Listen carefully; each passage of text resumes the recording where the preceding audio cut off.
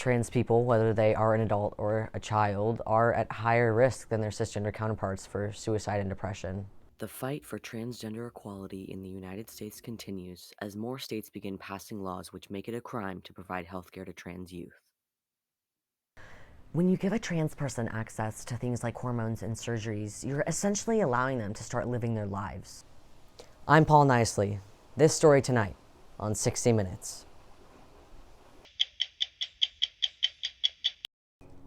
Transgender healthcare, a topic which has long been debated in countries around the world, is now facing even more scrutiny in this new year.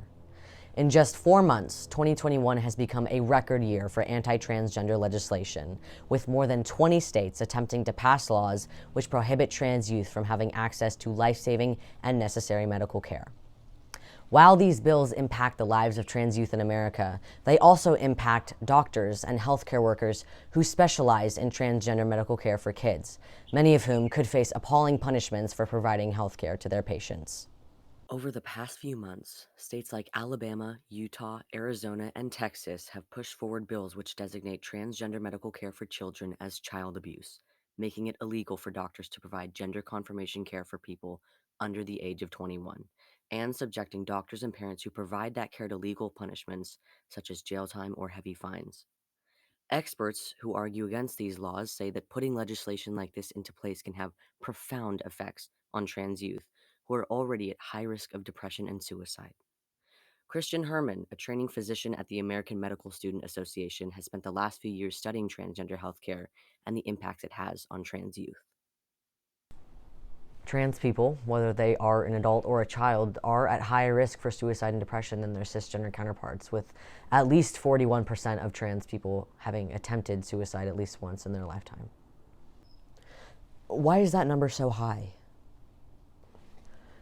Well, there are many contributing factors, both internal and external, including unsupportive family members, internalized transphobia, not having access to affordable gender-confirming care, and just in general, the animosity experienced daily by trans people in our society. Herman says at least 29% of trans people report having to teach their healthcare providers about transgender health issues, and 1 in 4 trans people have either postponed or canceled healthcare appointments for fear of discrimination within the last year. Getting gender confirmation care is even more difficult for people who are incarcerated. 19% of trans women have been incarcerated in their lifetime, and that number is increased threefold for trans women of color. As many as 1 in 4 trans women have been denied access to healthcare while imprisoned in the United States.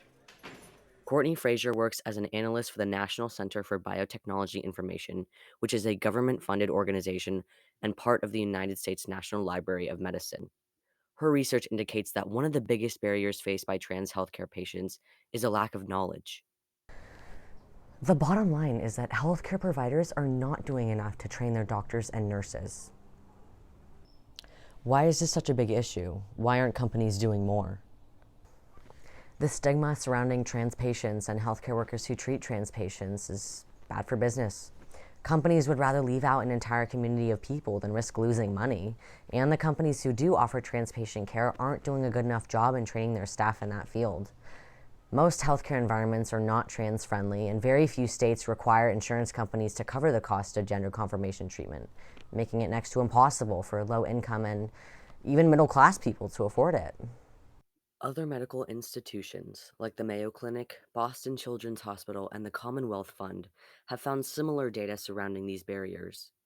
Staggering numbers of transgender adults and children are refused healthcare or provided inadequate treatment due to insufficient knowledge and training, and it's even worse for trans people of color. According to research done by the New York Transgender Advocacy Group, 1 in 5 Black trans women are living with HIV, and in 2020 alone, over 40 trans people were murdered in the US, most of whom being Latinx and Black trans women. The Trump administration has led the movement of anti-trans laws, passing a bill that removed non-discriminatory healthcare protections for trans people just before leaving office. Although the Biden administration is working to reverse the damage that's been caused, it won't happen overnight. Organizations like GLAAD and the New York Transgender Advocacy Group are putting pressure on lawmakers to take action. Joe Biden and the Democrats are even pushing policies that would destroy women's sports. Young girls and women are incensed that they are now being forced to compete against those who are biological males. It's not good for women. It's not good for women's sports, which worked so long and so hard to get to where they are. Evie Rose Pierce, a web producer and operations coordinator at GLAAD, says the positive impacts gender confirmation care has on trans individuals is nothing short of life-changing. Why is this care so important? When you give a trans person access to things like hormones and surgeries, you are essentially allowing them to start living their lives. Most no longer have to worry about being constantly misgendered in public or being perceived as something they're not. They're able to live as their true selves, and that has a profound impact on their mental health. Suicide rates can drop anywhere from 7 to 23% when a trans person is able to medically transition. And more than 78% of trans folks have improved psychological functioning after receiving gender-confirming treatment. They're at lower risk for drug and alcohol abuse, have higher employment rates, and longer life expectancies. We've come a long way since transgender healthcare was first introduced in the United States in the 1940s, but there's still so much more progress to be made. Reese Shaw, a 16-year-old transmasculine non-binary person, is eager to see it happen. It worries me every day to see news about anti-trans laws being passed because it sends a message to people like me that we're not worth fair treatment, we're not worth having access to medical care, and we already have enough things that we struggle with. The last thing we need is to be discriminated against based on who we are and not be able to transition. You live in California, which requires insurance companies to cover the costs of gender confirmation treatment. Do you worry for trans kids in other states like Alabama and Arkansas who may not be able to transition until they're adults? Absolutely. I'm so privileged and so lucky to be able to transition at my age. And while these laws aren't directly affecting me, it's still very, very scary to know that politicians have the power to take away my rights.